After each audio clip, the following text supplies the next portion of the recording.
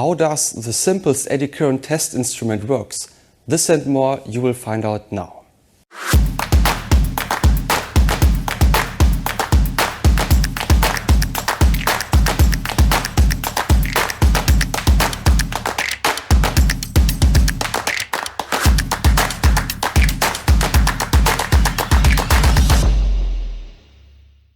In our last video, we looked at how the signal comes from the probe to the impedance plane.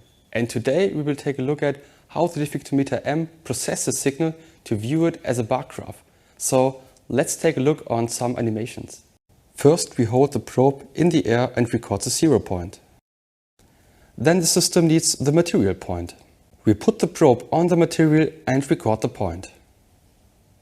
At the moment we recorded the material point, the instrument moves both points in the impedance plane until the material point is at 0. In addition, the diffuctometer M rotates the entire signal so that the 0 point is on the x-axis.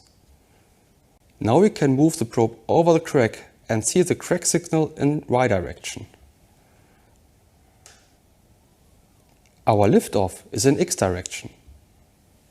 If we now only evaluate the y signal, the crack is clearly displayed and interfering signals such as the liftoff are fade out. Let's get through this step by step. First we do our 0 air, then go with the probe on the material, click 0 mat,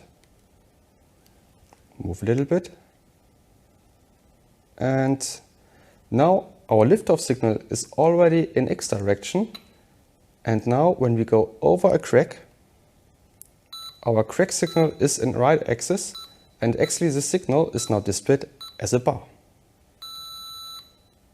More details about how to use the diffuctometer for several applications you will find out in our next videos. If you enjoyed the video, subscribe to our channel and see you next time.